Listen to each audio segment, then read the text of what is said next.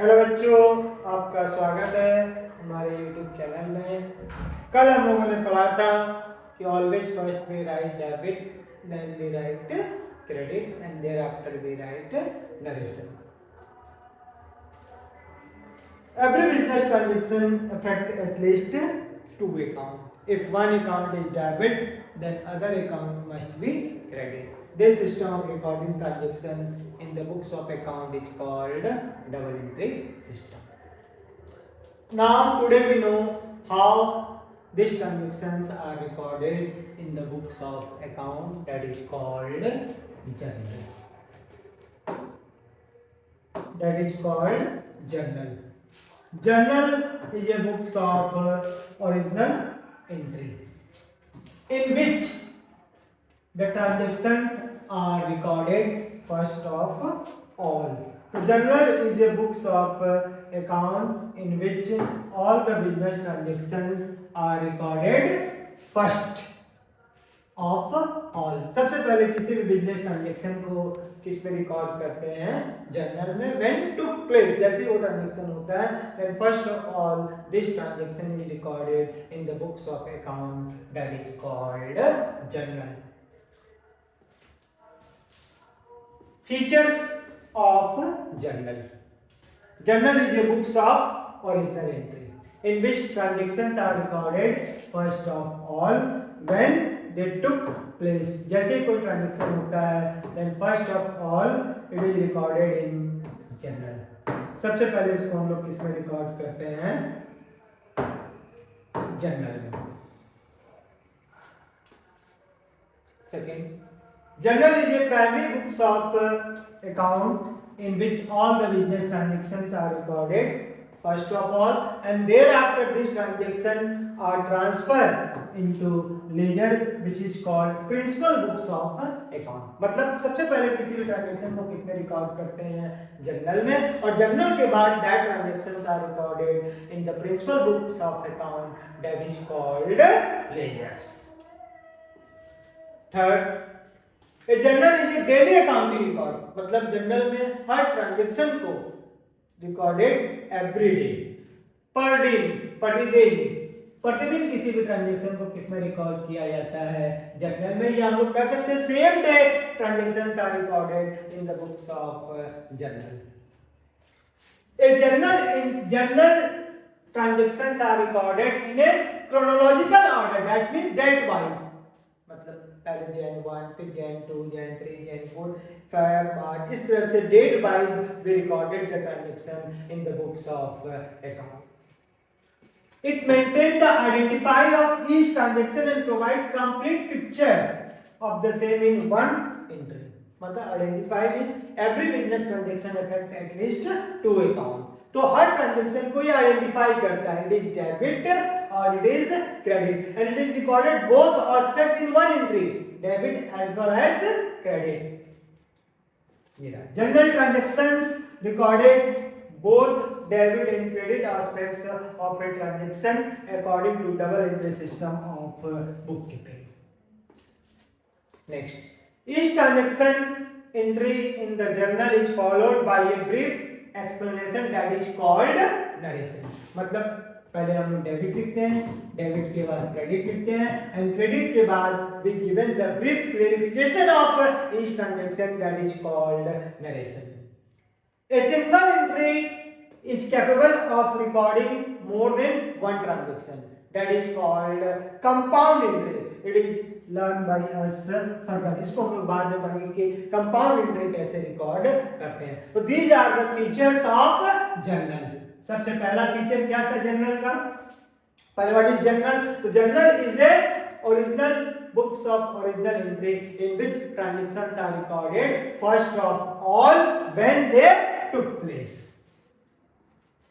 Features of journal: journal is a book of original entry in which transactions are recorded first of all। Journal is only a book of primary entry, all the transactions are recorded first of all journal, and thereafter from the journal these transactions are posted in the principal book of account, that is called ledger। Third, a journal is a daily transaction record। मतलब general में हम लोग per day के transaction record करते हैं, जिस दिन वो ट्रांजेक्शन होता है उसी दिन उसको किस में पोस्ट किया जाता है, जनरल में। A general transactions are recorded in a chronological order, means date wise. We recorded the transaction in the books of journal per day according to date. It is identifying of each transaction and provide the complete picture of same in one entry. Next, a journal recorded both aspects of a transaction, debit as well as credit, according to double entry system. Each entry in journal is followed by a brief explanation of the transaction, which is called narration. A single entry is capable of recording more than one transaction, that is called compound entry. ये हम लोग बाद में लागू करेंगे. अब now advantages of journal. पहला, journal entry is a book of original entry in which transactions are recorded first of all.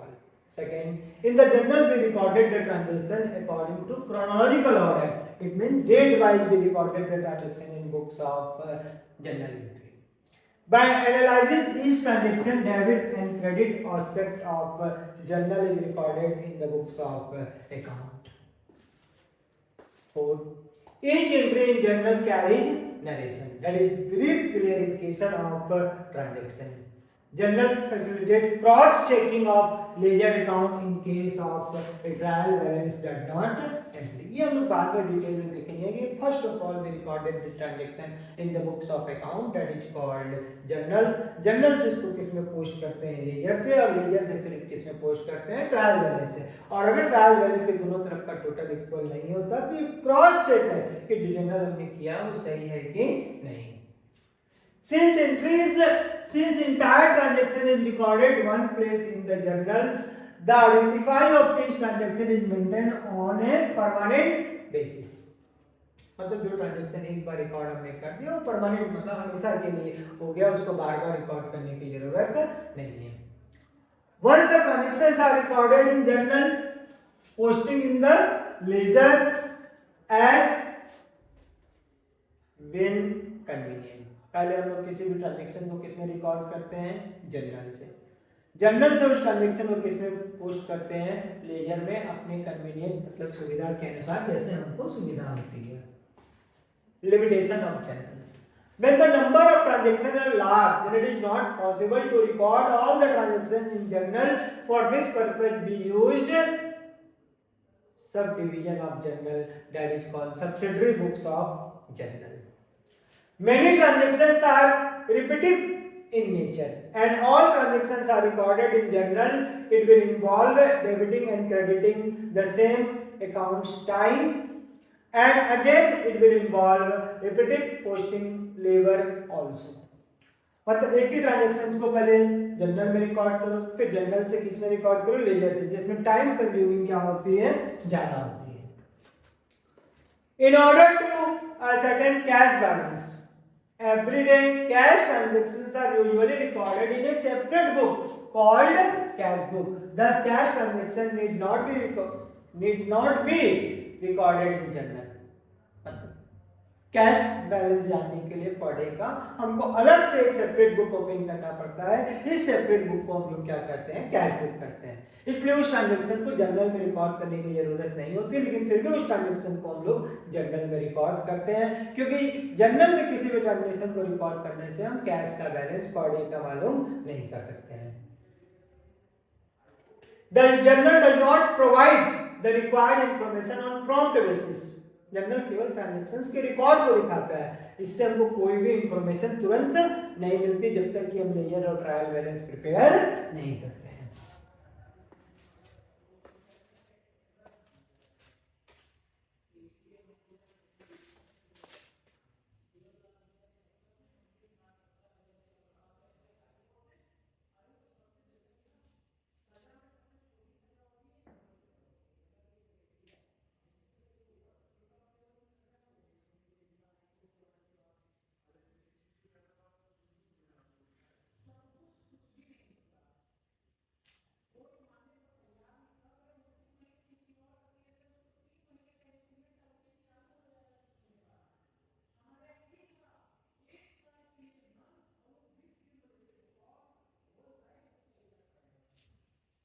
Now format of journal.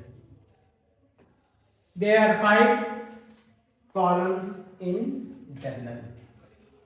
First, in the first column we write date.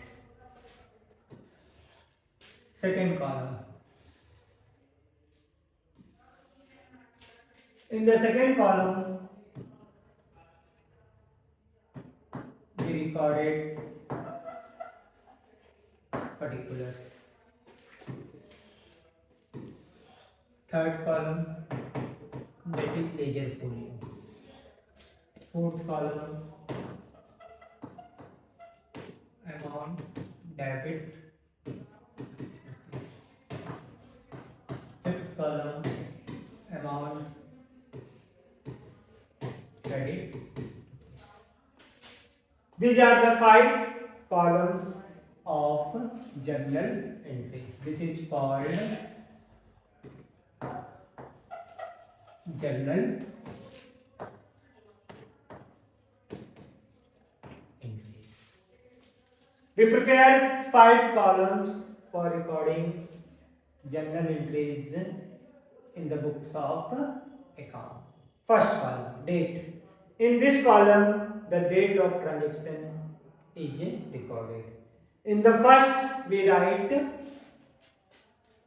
first of all we write year once, फिर month, जो भी month हो, Jan Feb, और फिर date 1 2 3 जो भी आएगा वो record. In the first column date of transaction is recorded. In the date column first of all we write year once, then it is not, whenever it is not changed, जब तक ये date change नहीं होती, year change नहीं होता, तब तक year को एक बार लिखते हैं, फिर मंथ को लिखते हैं, और फिर जो भी डेट होती है उस डेट को बार बार रिकॉर्ड करते हैं. Particulars. In this column, the name of accounts are recorded which are affected by that transaction. और इसमें 3 चीज रिकॉर्ड करते हैं. First debit, second credit, and third brief verification of transaction, that is called narration. Third column, LF, ledger folio. In this column page number of accounts are recorded, ताकि जब हम laser बनाएं तो उस ट्रांजेक्शन को आसानी से हम उस पेज पर रिकॉर्ड कर सकें. Amount debit. In this column जो अकाउंट डेबिट होता है उस अकाउंट के अमाउंट को लिखते हैं, और इस कॉलम में जो अकाउंट क्रेडिट होता है उस कॉलम के अमाउंट को रिकॉर्ड करते हैं. तो in this way there are 5 columns of journal. In first column में डेट रिकॉर्ड करते हैं, सेकेंड कॉलम में पर्टिकुलर्स. इस ट्रांजेक्शन अफेक्ट्स 2 अकाउंट. एक अकाउंट अगर डेबिट होता है तो दूसरा अकाउंट क्रेडिट होता है, और उसके बाद उस ट्रांजेक्शन के क्लैरिफिकेशन के लिए नरेशन को रिकॉर्ड करते हैं. थर्ड कॉलम में नरेशन को रिकॉर्ड करते हैं. थर्ड कॉलम में लेजर फोलियो, पेज नंबर को रिकॉर्ड करते हैं. जो भी पेज नंबर होता है उसको क्रम वाइज रिकॉर्ड किया जाता है जो ट्रांजेक्शन हुआ है. तो all entries from the journal are later posted into ledger account. The page number और folio number of the ledger account where the posting has been made from journal to from journal is recorded in the LF column of the journal. चौथे column में, fourth column में amount debit. In the fourth column, amount of the account being debited is written, or in the fifth column, the amount of the account being credited is written. तो इस तरह से ये 5 column बनाते हैं. First column में transaction की date को रिकॉर्ड किया जाता है, जिसमें सबसे पहले हम ईयर रिकॉर्ड करते हैं, फिर मंथ, फिर जो भी डेट होती है उसको रिकॉर्ड करते हैं. पर्टिकुलर्स. इस कॉलम में जैसा कि हम लोग जानते हैं every business transaction affect at least 2 account. If one account is debit then other account must be credit. तो जो अकाउंट डेबिट होता है पहले उसको रिकॉर्ड करते हैं, फिर जो अकाउंट क्रेडिट होता है उसको रिकॉर्ड करते हैं, फिर जो नरेशन होता है उसको रिकॉर्ड करते हैं. फिर एलएफ, इस कॉलम में जनरल से कोई भी ट्रांजेक्शन बाद में किसमें पोस्ट किया जाता है, लेजर में.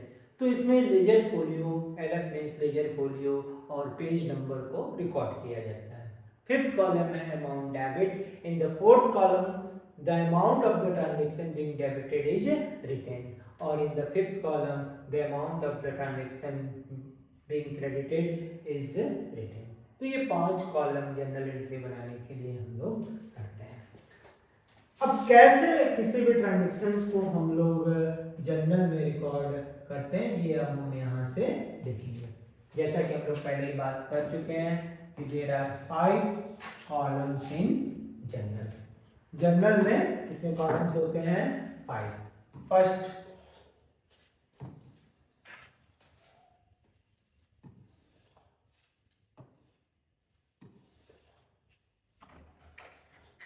फर्स्ट कॉलम में डेट रिकॉर्ड करते हैं।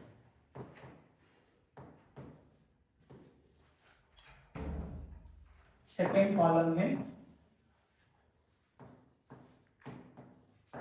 पर्टिकुलर्स, मतलब जो अकाउंट डेबिट, जो अकाउंट क्रेडिट हुआ, फिर नरेशन। थर्ड कॉलम में एलएफ।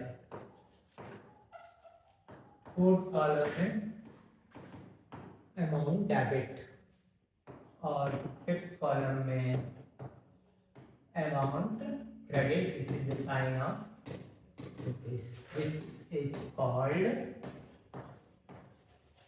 General entries. ये 5 कॉलम हमको बनाना है, और कोई भी ट्रांजेक्शन इसमें हम कैसे रिकॉर्ड करेंगे वो ही देखेंगे।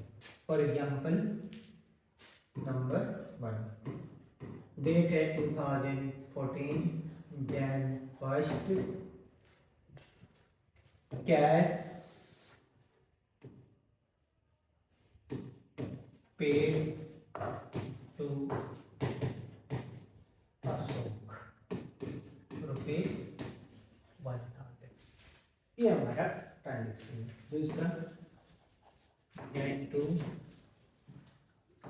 कैश received from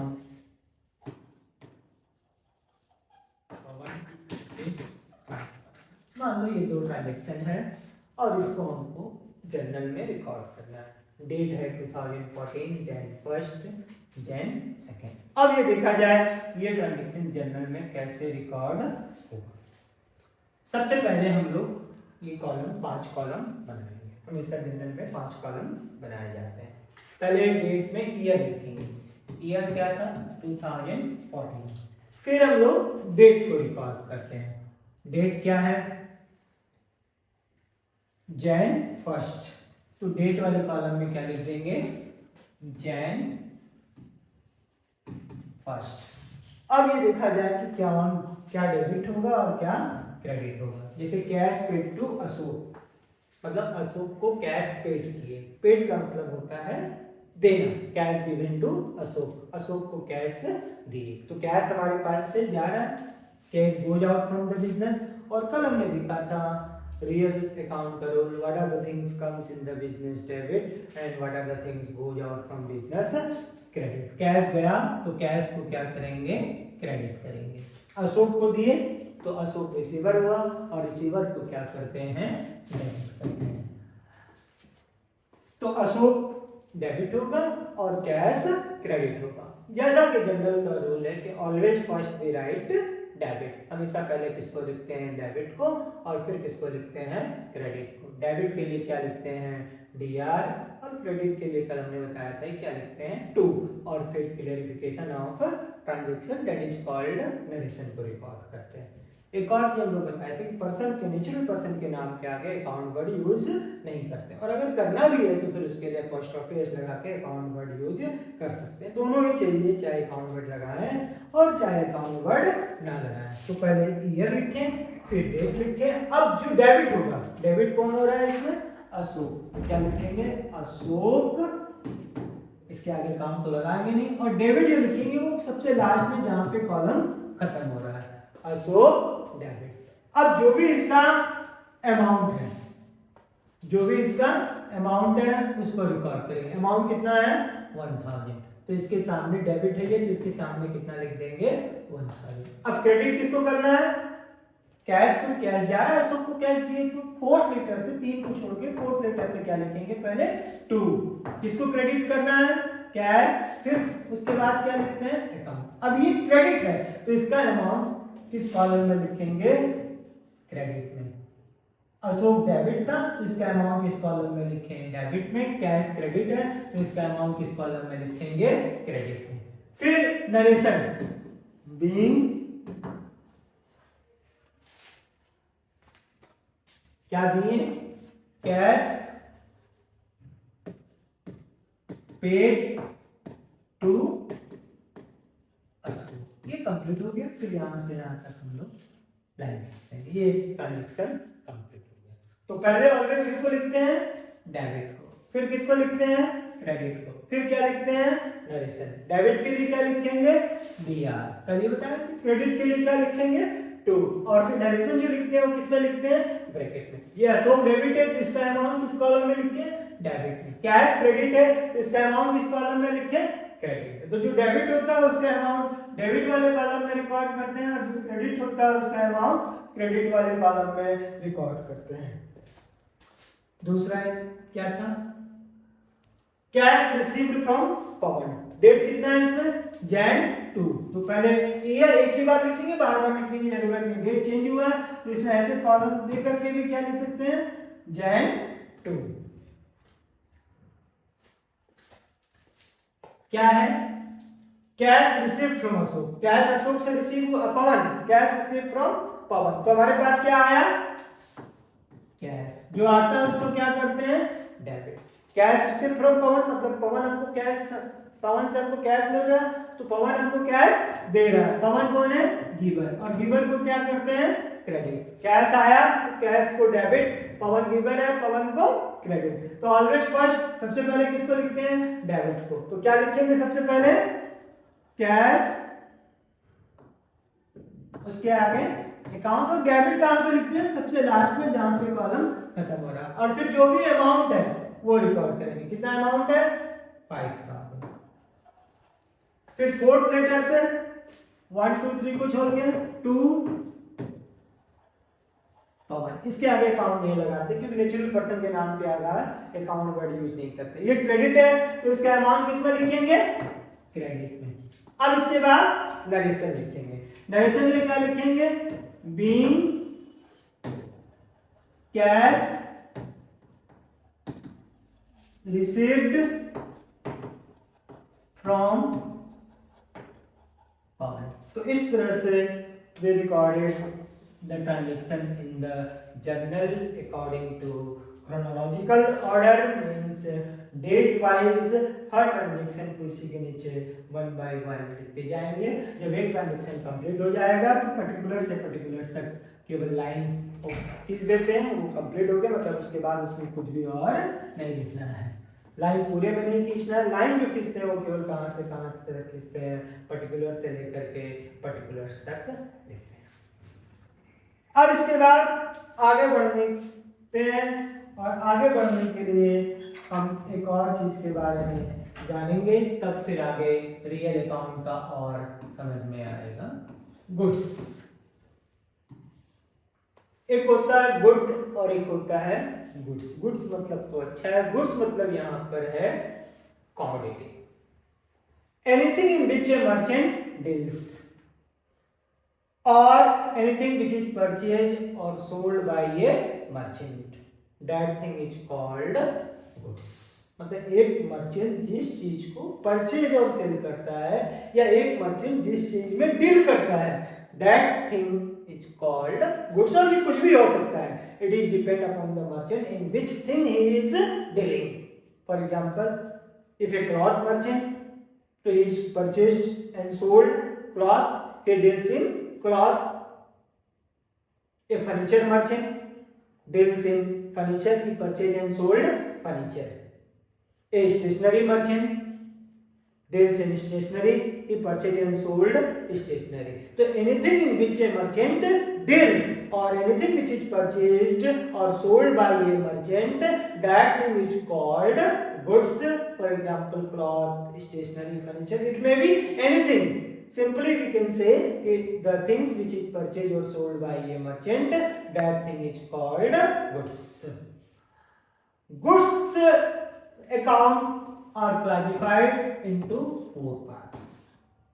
गुड्स को हम लोग 4 पार्ट में डिवाइड करते हैं. First is called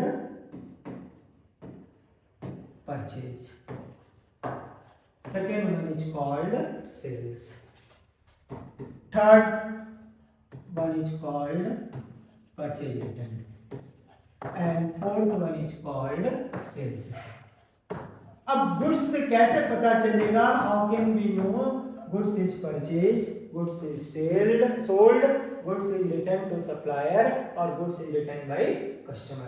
So goods is classified into 4 parts: purchase, sales, purchase return, and sales return. First, purchase.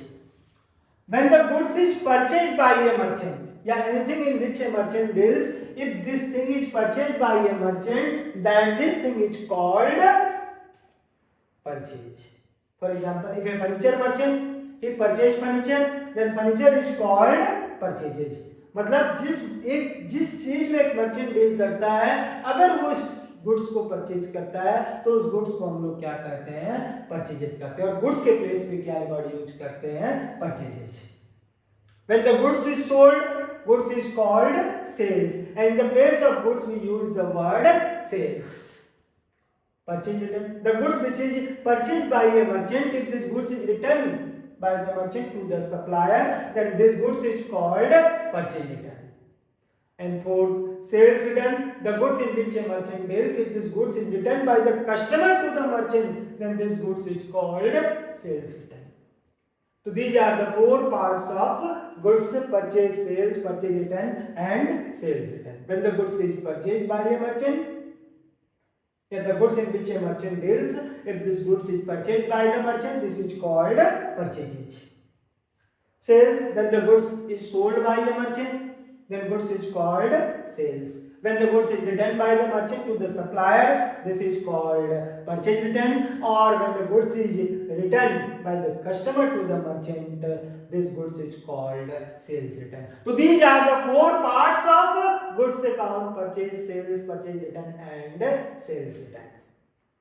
Now, for example, suppose purchased goods for cash rupees 9,000. Goods को हमने कितने में परचेज किया? 9,000. This is the transaction. Goods is purchase for rupees 9,000. अब goods purchase किए तो in the place of goods we use the word purchase. क्या आया? What comes in? Goods. What goes out? Cash. Goods purchase किए तो goods comes in the business and cash goes out from the business. Goods purchase किए तो goods is called purchases. In the place of goods we use the word purchases. मतलब goods को debit ना करके किसको debit करेंगे? Purchase को, because goods is purchase. तो क्या एंट्री रिकॉर्ड करेंगे? Purchase account debit. अमाउंट कितना है? 9,000. क्रेडिट किसको करना है? कैश को. 4th लेटर से, 3rd को छोड़ करके, to cash account. Narration being goods वाले ऑब्जेक्ट, फिर वर्ब, फिर जो बचेगा. Purchase for cash.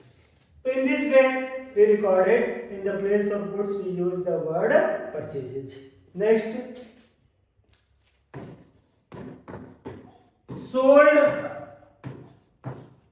goods for cash rupees 10,000. What comes in this transaction? Cash debit. What goes out? Goods credit. Goods sold किए तो goods के प्लेस पे क्या यूज करेंगे?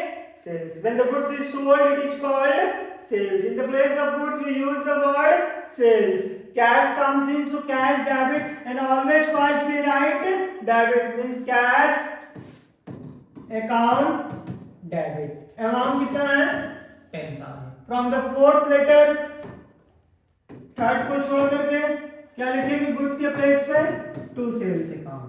नरेशन बीइंग गुड्स सोल्ड और कैश फिर ब्रैकेट क्लोज कर देंगे। तो इस तरह से we recorded the transaction in the books of account. Goods के प्लेस पर when the goods is purchased it is called purchases, when the goods is sold it is called sales. तो आज हमने देखा क्या, शुरू से हम लोग एक बार फिर से देख लेते हैं तब फिर आगे बढ़ा जाएगा। आज हमने शुरुआत किया था जर्नल से। तो जर्नल के बारे में हमने जाना कि journal is a books of original entry in which transactions are recorded first of all when they took place. तो सबसे पहले हमने देखा journal is a book of original entry in which the transactions are recorded first of all as when they take place. इसके बाद हमने देखा था characteristics of journal. Journal is a book in which transactions are recorded first of all, मतलब सबसे पहले किसी भी ट्रांजैक्शन को किसमें रिकॉर्ड किया जाता है, जर्नल से। जर्नल को हम लोग प्राइमरी बुक करते हैं, फिर जर्नल से किसी भी ट्रांजैक्शन को हम लोग किसमें पोस्ट करते हैं, लेजर में। लेजर को हम लोग क्या करते हैं, प्रिंसिपल बुक ऑफ अकाउंट। फिर तीसरा हमने देखा journal is a daily accounting record, मतलब इसमें पर डे के ट्रांजैक्शंस को क्या किया जाता है, रिकॉर्ड किया जाता है। हर डे जिस दिन जो ट्रांजैक्शन हुआ उसी दिन उसको हम लोग जर्नल में रिकॉर्ड कर देते हैं। In journal transactions are recorded in a chronological order, मतलब डेट वाइज किसी भी ट्रांजैक्शन को जर्नल में रिकॉर्ड करते हैं। It is maintain the identify of each transaction and provides a complete picture of the same in one entry. Provide complete picture मतलब पूरा का पूरा नॉलेज हमको जर्नल से हो जाता है कि क्या हमने किया है। A journal is recorded both aspect of a transaction, that is debit as well as credit, दोनों aspects को हम लोग रिकॉर्ड करते हैं। फिर each transaction in the journal is followed by a brief explanation, जिसको हम लोग क्या करते हैं, नरेशन करते हैं। A single entry is capable of recording more than one transaction, this is called compound entry। ये बाद में हम लोग देखेंगे कि कैसे compound entry को रिकॉर्ड किया जाता है, compound entry क्या होती है। इसके बाद advantages of journal. A transaction in journal are maintain are entered as and when they took place, मतलब जैसे ही कोई ट्रांजैक्शन होता है, हैपेंड होता है, उसको तुरंत किसमें रिकॉर्ड कर देते हैं, जर्नल से। जर्नल में जो भी ट्रांजैक्शन रिकॉर्ड किया जाता है वो क्रोनोलॉजिकल ऑर्डर मतलब डेट वाइज रिकॉर्ड किया जाता है। जर्नल में किसी भी ट्रांजैक्शन के दोनों एस्पेक्ट को हम रिकॉर्ड करते हैं, debit as well as credit को। और फिर जर्नल से हम लोग क्या प्रिपेयर करते हैं, लेजर प्रिपेयर करते हैं। ईच ट्रांजैक्शन या each entry in the journal carries narration which give full clarification of each transaction. Journal facilitate cross checking, क्योंकि जर्नल से पहले क्या बनाया जाता है, लेजर, और फिर लेजर से हम लोग क्या करते हैं, ट्रायल बैलेंस बनाते हैं। और यदि ट्रायल बैलेंस के दोनों तरफ का टोटल इक्वल नहीं होता तो इससे हम लोग क्रॉस चेक कर सकते हैं। Since entire transaction is recorded at one place in the journal, the identify of each transaction is maintained on a permanent basis, मतलब जो भी ट्रांजैक्शन रिकॉर्ड होता है वो परमानेंट बेसिस, मतलब एक बार अगर रिकॉर्ड कर दी तो वो हमेशा के लिए हो जाता है जब तक कि उसको रिमूव ना किया जाए या डिलीट ना किया जाए। Once the transaction is recorded in journal, posting in the ledger can be made and when convenient। एक बार अगर किसी भी ट्रांजैक्शन को जर्नल में रिकॉर्ड कर दिए तो फिर वहां से हमको लेजर बनाने में कोई प्रॉब्लम नहीं होती है। फिर limitation of journal, when the number of transaction is more then it is not possible to record all the transaction in journal, these transactions are recorded in ledger। Many transactions are repetitive in the nature and all transactions are recorded in journal। It will involve debiting and crediting the same accounts time, and again it will involve repeating posting labor also। In order to ascertain cash balance, we prepare a separate book. This book is called cash book। Then these transactions are recorded in journal as well as in the cash book, जिससे time और labour ज़्यादा होता है। General does not provide required information on prompt basis, मतलब अगर कोई भी सूचना हमको तुरंत चाहिए तो जनरल को देख करके हम कोई भी इन्फॉर्मेशन को तुरंत रिसीव नहीं कर सकते। जनरल केवल ये बताते हैं कौन सा ट्रांजेक्शन होगा, लेकिन किससे कितना लेना, किसको कितने देने, कितना हमारे पास कैश है, कितनी एसेट्स है, ये सारी चीजें हमको जनरल से मालूम नहीं हो पाती है। फॉर्मेट ऑफ जनरल, ये हमने आपको बताया कि there are 5 columns in journal. पहला डेट, दूसरा पर्टिकुलर्स, तीसरा एलएफ, चौथा अमाउंट डेबिट, पांचवा amount credit. First date, in this column we recorded date of transaction. जब भी कोई ट्रांजैक्शन होता है जिस दिन वो रिकॉर्ड होता है या जिस दिन वो टुक प्लेस होता है उस डेट को हम लोग डेट वाले कॉलम में रिकॉर्ड करते हैं। इसमें सबसे पहले ईयर लिखते हैं, फिर मंथ लिखते हैं, और ये चीजें तब तक सेम दोबारा नहीं लिखते हैं जब तक ये चेंज ना हो जाए। पर्टिकुलर्स, इसमें किसी भी ट्रांजैक्शन के दोनों aspects as well as clarification of transaction को रिकॉर्ड करते हैं। मतलब पहले डेबिट लिखते हैं, फिर क्रेडिट लिखते हैं और फिर नरेशन लिखते हैं। एलएफ मींस लेजर फोलियो, इसमें पेज नंबर और फोलियो नंबर को लिखा जाता है जिस लेजर में उसको बाद में हमको पोस्ट करना है। फिर अमाउंट डेबिट, इस कॉलम में उस ट्रांजैक्शन का अमाउंट लिखा जाता है जिस अकाउंट को हमने डेबिट किया। और फिफ्थ कॉलम में अमाउंट क्रेडिट, इस कॉलम में उस अकाउंट का अमाउंट लिखा जाता है जो अकाउंट क्रेडिट हुआ। तो this is the format of general. आज के लिए इतना ही, बाकी कल फिर हम लोग देखेंगे बुक से कैसे क्वेश्चन को सॉल्व किया जाता है और डिटेल में। ये हमने आपको 2 क्वेश्चन सॉल्व करके भी दिखाया था, इस तरह से हमको अकाउंट जनरल में बनाना है। तो ये आपको एक तरह से जनरल का पूरा फॉर्मेट हमने आपको बता दिया। इसके बाद एक और चीज़ हमने आपको बताया था, गुड्स अकाउंट को हम लोग कितने पार्ट्स में क्लासिफाई करते हैं, 4 पार्ट्स में, जिसको हम लोग क्या क्या कहते हैं, purchase, sales, purchase return, sales return. Purchase का मतलब when the goods is purchased it is called purchases, when the goods is sold it is called sales, when the goods is returned to the supplier it is called purchase return, and when the goods is returned by the customer to the merchant it is called sales return। Account की book में कहीं भी goods words use नहीं करते, goods के place पर हमको ये 4 वर्ड्स यूज करना पड़ता है, क्योंकि गुड्स से हमको ये नहीं पता चलता है गुड्स हमने परचेज किया, कि गुड्स हमने सेल किया, कि गुड्स हमारे पास वापस आया, कि गुड्स हमने वापस किया। इसलिए गुड्स के प्लेस पर we use these 4 words। बाकी कल फिर और देखा जाएगा। Thank you for today.